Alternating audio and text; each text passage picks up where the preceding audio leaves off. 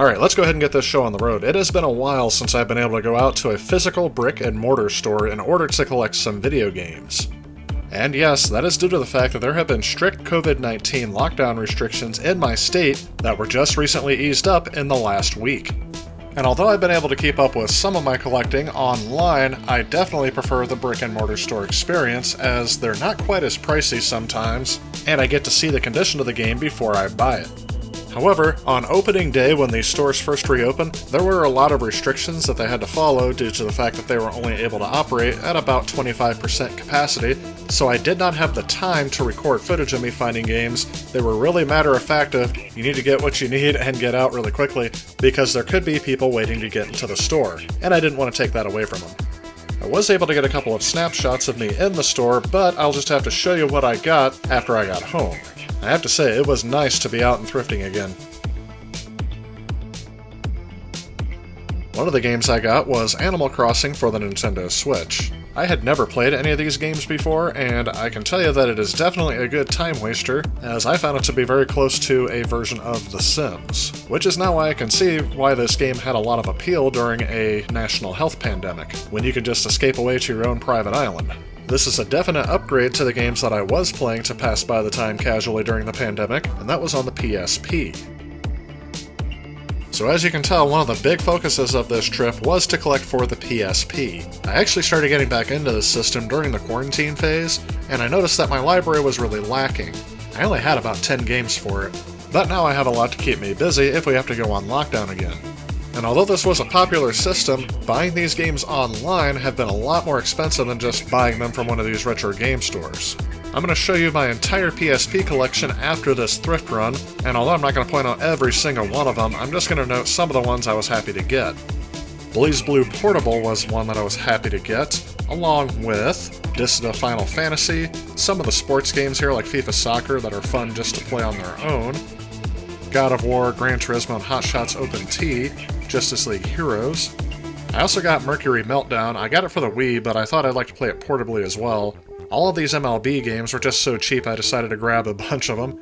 Eventually I'll have to do a thorough review on this console. Need for Speed games are always fun, and they were especially good on the PSP. First-person shooter games are kind of a bear to play on them because they don't have dual analog sticks. But I really do like playing the Tiger Woods golf games, so that was definitely a good pickup. And I know I went through those kind of fast, but it is a big purchase. And as the PSP can be hooked up to a TV, maybe I'll do a live stream of some of these games in the future. On a side note, it's kind of funny, I hooked up my PSP to the internet for the first time in a long time, and it had an update. I definitely was not expecting this, but I went ahead and downloaded update 6.61, which should be the final version that they ever released for this system. And because I left my PSP off the charger for too long, it wouldn't update until the battery level was at an acceptable level. But after about an hour of letting the battery charge, I was able to start the update, and I was able to go ahead and let it completely install. And eventually it came back to life.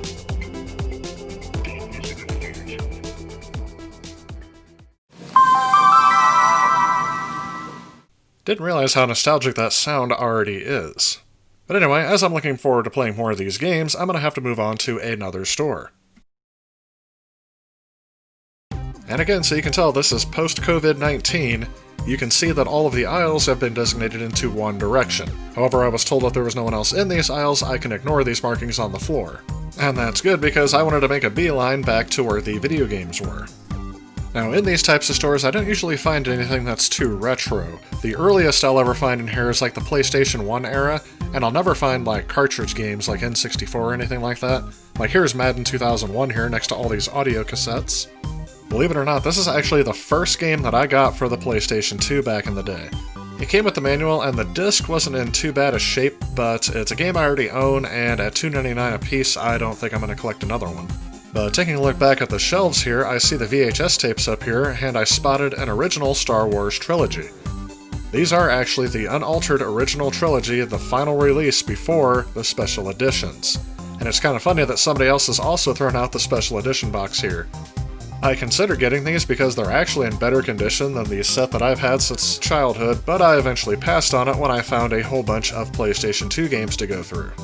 As always with these stores, a lot of sports titles and games that aren't really collectible, but if I didn't have them in my collection, I decided to go ahead and grab them.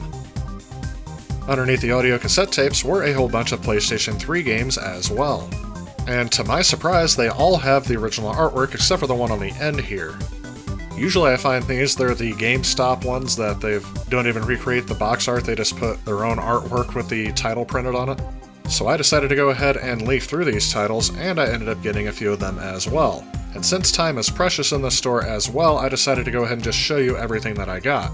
My best grab out of this lot, I think, is going to be Sonic Unleashed. The game itself, while not very good in my opinion, has become somewhat of a collector's piece, and I sold mine off years ago, because as I said I didn't like the game, but I'm happy to have it back in my collection. And oh yes, for those of you still needing some motivation after this COVID crisis, apparently Goodwill has the motivational quotes that you can put on your wall to get you through this. Such as stay humble, work hard, and be kind, and life is too short to be serious all the time.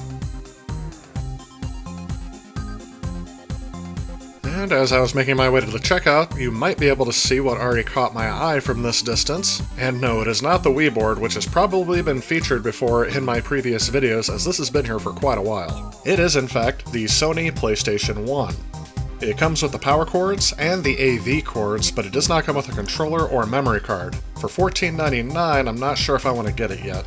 I unwrapped the cords with the intention of plugging it in, and I discovered that there's a Spyro the Dragon disc in here, and I also discovered that the disc tray will not stay shut. Well, I definitely would not recommend spending $15 on this, but I decided to go ahead and plug it in and make sure it fires up, and it does. The disc read head moves okay, and I could hear it clicking away. Although there's no TV for me to test this on, I decided to go ahead and try my luck at getting this discounted so I can try to fix it up for this channel. And thankfully I was able to get it for half off. So although it may not be featured anytime soon, you will be seeing this again on the channel when I go to fix this console.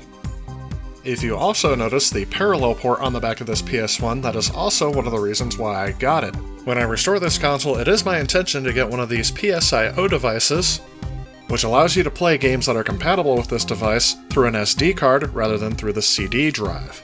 Unfortunately, the funding for this project is lacking a bit. If you know where I can find one of these devices on the cheap, or if you have one you'd like to donate to the channel, please let me know in the comments below, or you can reach out to me through direct messaging on one of my social media channels. Or if you'd like to donate towards making this video possible, please see the link in the description to my Patreon page. That said, this does actually wrap up my haul from when the state reopened after the COVID-19 closures. As always, I want to thank you all so much for watching. Stay tuned for my live stream on Tuesday, where I will be featuring some of the games I found for the PSP, live streamed through actual hardware.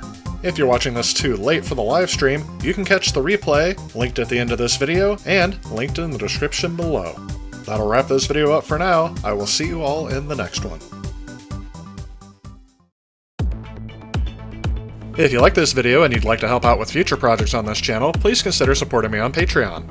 Also, if you enjoy the content of this channel, please remember to click on this subscribe button. Again, I want to thank you guys so much for watching. Otherwise, I'll see you next time.